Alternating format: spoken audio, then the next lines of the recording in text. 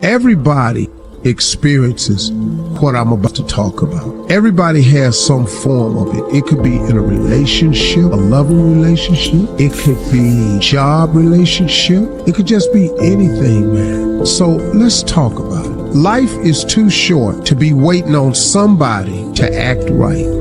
You know, the clock is ticking. And I don't know if you know that, man, but time flies by sometimes. So you gotta start thinking, man.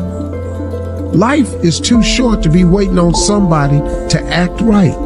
And I'm not just talking about in a relationship like you married or something like that, which is another one. But my goodness, man, I don't really have time for that. I would rather surround myself with people who add value to my life instead of subtracting from my life. If you got somebody in your life that's always taking and never giving, you're probably waiting on them to act right. If you got a person that's always getting something from you and never say thank you, life is too short to be waiting on somebody to act right. You're in a relationship with a person who constantly does you wrong, repeatedly, and you keep expecting them to change their behavior, and they don't. You know, they say that the definition of insanity is doing the same thing over and expecting a different result. It's insane for us to continue to wait on somebody to act right, when first of all, you can't make nobody act right. You can't change nobody that don't want to be changed. I've done it before. I've done it in relationship. I've done it with my children. I taught it to them, but I'm waiting on them to get it. And I got tired of it. And I told them one time, I said, hey, I'm done. I'm done trying to get you to move on and let's just have a great life together. I'm tired of you bringing up issues. I don't let people do that to me no more. You stop bringing up issues from the past. We've all changed. Grow up, move on. Now, if you want to stay back there and want to hang on to something in the past so you can keep talking about how miserable you are, go on and be miserable. But life is too short for me to be waiting on you to act right. So now, here I am over here. This is the way I am. If you want some of this love, some of this guidance, some of this understanding, some of this leadership, you need some occasional help, I'm here. But if you want to keep dragging me over the coals about an issue that you can't get past, I'm sorry. I'm no longer available for you. I'm sorry that you can't get past it. I'm sorry that it has bothered you for a number of years. My apologies. Have you ever found yourself apologizing to somebody over and over for the same thing, but they just can't seem to get past it? Life is too short to be waiting on somebody to act right. And I look up, man, and I just decided, man, I ain't doing it no more. I'm just not gonna do it no more. I'm sorry. If I've offended you, if I hurt you, and I'm man enough to apologize, I expect you to be man enough or woman enough to accept it. You don't have to forget it. I'm just saying I'm sorry and I'm asking for your forgiveness. But if you ain't in the forgiving mood, I'm gonna take it to God. I'm gonna ask God to forgive me, because He will, and then I'm moving on. Me and you ain't got to talk no more. You can't get past it, I understand. But my daddy always said, you gonna either get over it or you gonna die mad. Time is short. Every one of us here has been given the same amount of time in a day. 1,440 minutes a day, 168 hours per week. I'd write down my priorities and I'd get committed to certain priorities. Now is the accepted time. The things we ought to do, the classes we ought to take, the books we ought to read, do it now. The family that needs you, spend more time now. Write that letter home now that you've been meaning to write. Time for study, do it now. People you ought to witness to, do it now. Every time the clock ticks, it seems to say now. Today. Time is too short for indecision and vacillation. Fools say that time is long.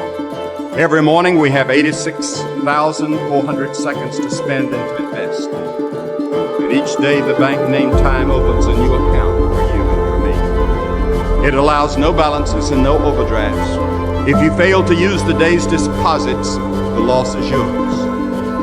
The one commodity that is most valuable on this earth is time. Time to love, time to live. From the moment the human body is born, it begins dying. Happen faster, some happen slower. Some of us help them happen to go faster. And some of them prevent it from happening sooner than later. How many seconds, how many minutes do we waste every day doing things that are nowhere near the goals and aspirations and passions that we have inside? How many times do you go through the course of a day and realize, did I do anything I set out to do today? Write down those goals each and every day. No matter if it's 2 goals a day, if you can accomplish those, then you're doing more than just making it through the day. You are living and achieving your dreams. Find time to better yourself. Read, explore, research. Live life. Do things you've never thought of doing before. That's what it's all about. When you're born, that's that date that they put on the left side of the tombstone. When you die, they put another date on the right side of the tombstone. But that dash in the middle is the most important thing on that tombstone. That is a line that throughout that entire time frame, you were able to impact and touch others' lives. You were able to leave your mark on this earth. You were able to build a legacy that nobody could change. You were able to have it to where people remembered who you are no matter what. Living, so remember your why. Your why you're here. Not the why did you do something? Your why, your reason for getting up in the morning, your reason for pushing yourself past the brink of exertion and giving up.